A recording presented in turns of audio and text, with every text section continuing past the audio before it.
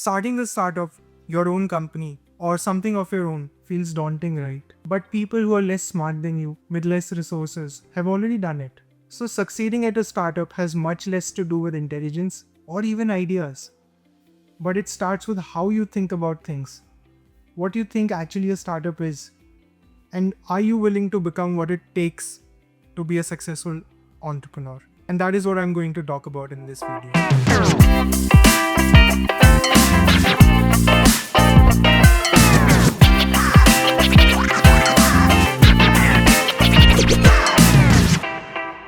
I'm Akshat Bansal, and over the past few years, I built a company that's now valued at over $100 million, employs 250 people, and we do over 100 crores in yearly revenue. Last year, I was also on the Forbes cover. But all of this didn't come with clarity and confidence. In 2018, I left my first job with barely 1 year of experience to start something of my own. By 2020, I'd already failed at my first startup. I was broke and with full of uncertainties. And a lot of you might be there today who want to build something but don't know how and where to start from. And you are the one I'm talking to through this video. A lot of what I've learned comes from me building in the real world, and I'm going to drop harsh truths about the startup ecosystem. Number one, from the outside, people think startups are exciting, fast, and glamorous. But the truth is, they are really messy, chaotic, and uncertain. And for the founders, it can be very exhausting. And if you're the founder, you cannot get away from the chaos.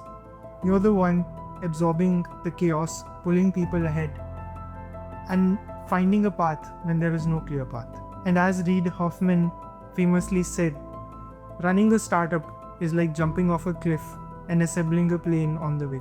Startups are not glamorous. They are chaotic systems, and a lot of weight personally comes on the founders. Your co-founder is not like your co-worker. They're not a teammate you pick up and work on a project. Being a co-founder is more like being in a marriage than being in a job with them, because you share a lot of stress with them, money, failure, and also share identity. What most people optimize for when finding a co-founder is their skill set, resumes, and also sometimes just find a co-founder and start working. But I think it is one of the most important decisions you will take in your startup journey, because more than skill set, their character and commitment is very, very important, because that is when the times are hard and when the times are boring, how the other person will react and work with you. And that defines the success of a startup. This is why I strongly believe that you should take more time to find a co-founder than even finding a good idea. Because good co-founders with a bad idea will make the idea work. You'll pivot, you'll find other ways, you'll learn, eventually you'll find a way. But with a good idea and a bad co-founder, you'll really struggle. So choosing your co-founder is a really, really important thing. One of the most important skills for a founder is not intelligence, but it's emotional regulation.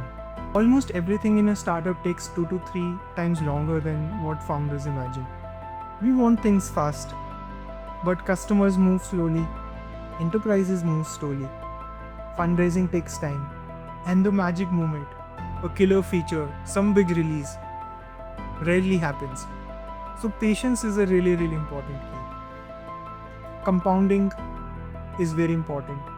In startups, progress is not dramatic, it's incremental.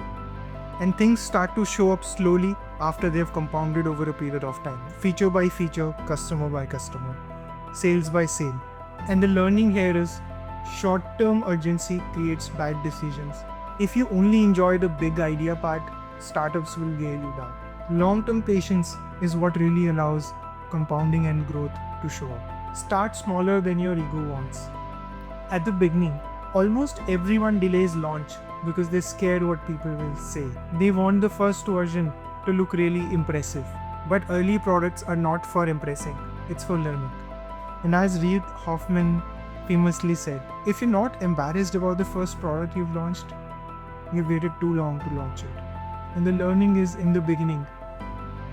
Don't launch to impress, launch to learn. Users may reject what you have built, but they'll tell you what actually matters. And the learning here is a product is a conversation, and that conversation only starts when you ship. Next truth. Changing your idea is not a weakness.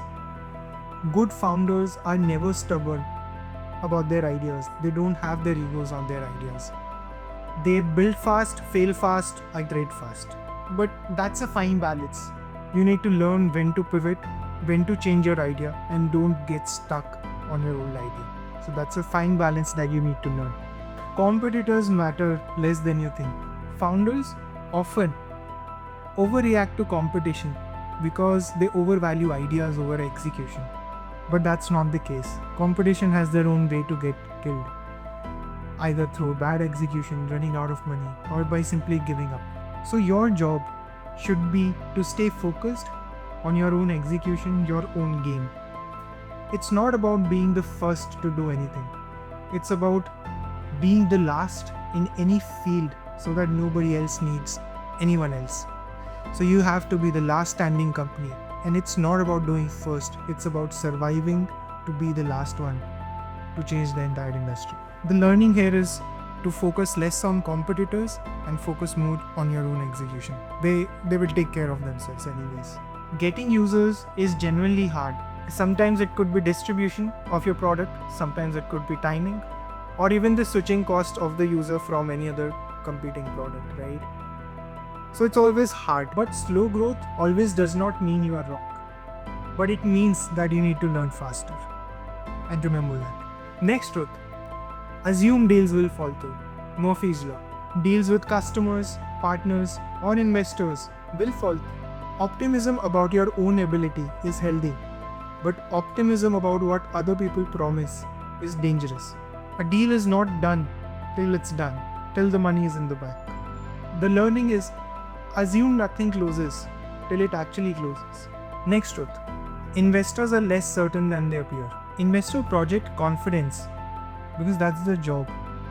They are investors and not entrepreneurs. They are behind you in your business. They understand less. And the learning here is raising funds is more of a psychological art than anything else. Next truth. Luck plays a bigger role than you would like to admit. Outcomes are a combination of skills, persistence, and luck.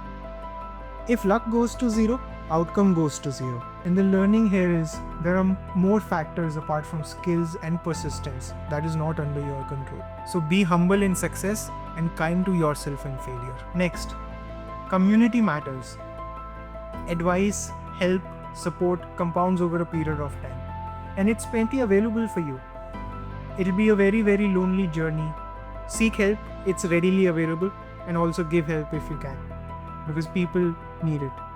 You will get less external respect than you anticipate. Outside the startup world, small startups have no status, even socially or personally. And if you're here for validation, you better be out of this game. Your role as a startup founder keeps changing as your startup grows.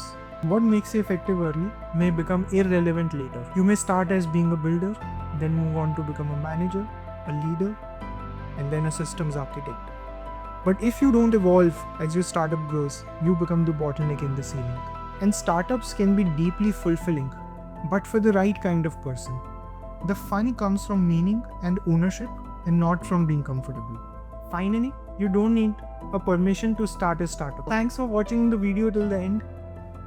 In next video, I'll talk about how to find good ideas or validate your idea. If you want me to talk about something else, just comment down below.